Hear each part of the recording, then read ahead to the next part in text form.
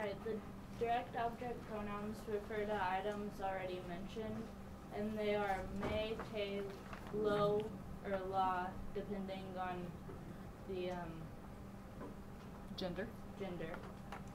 And nos and los and las, depending on the gender. Direct object pronouns agree in gender and number with the nouns they replace. When replacing both masculine and feminine nouns, use the masculine plural form of a pronoun. Direct object pronouns generally come before the conjugated verb in a sentence. However, when the conjugated verb is followed by an infinitive or a preposition and an infinitive, the direct object pronoun may come either before the conjugated verb or be attached to the end of the infinitive. And an example is, yes, I'm going to invite them would be si voy a invitar los. And the verb in the sentence names an action, and the direct object indicates who or what gets acted upon. The key thing to remember about DOPs is that you're not making anything agree with the subject. Your verb always agrees with your subject. That's always a given. But your DOP has to do not with the subject, but what comes after your verb, which is the object of the sentence, that is, keyword, receiving the action. So once you find the object that's receiving the action, you take it away, you replace it with a DOP that agrees with that object, that replaces that object.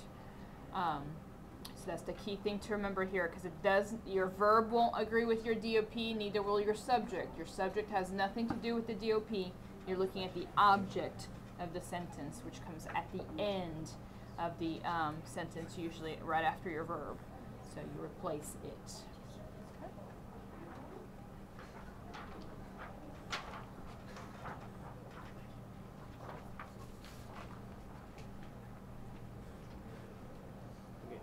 So these are some more examples of DOPs.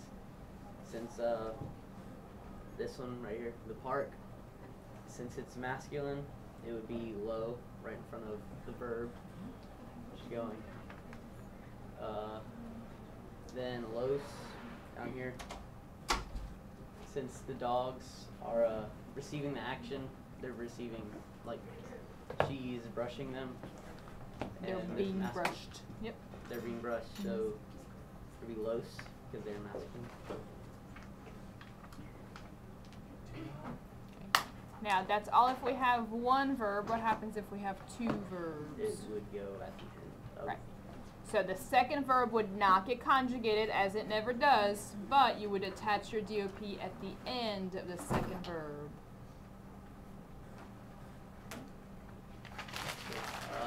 Los, it's the same as los. Just the object would be feminine, and you would add this. Why is it that we use the lo, la, los, and las the most? Because you barely talk about yourself, or like. Kind of. You're on the right track.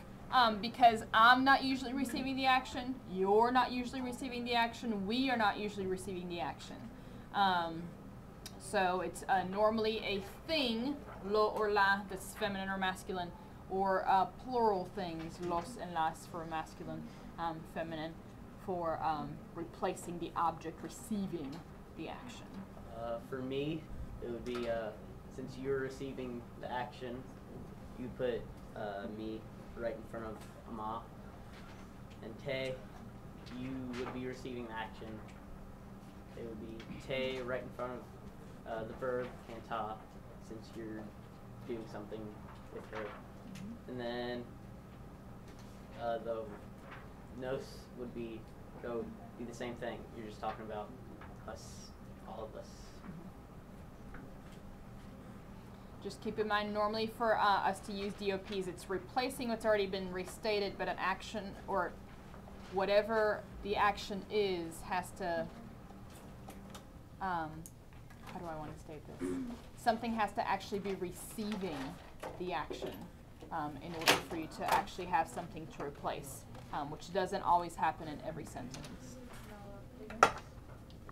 Yeah, I didn't write my own transparency. Oh, goodness. So we have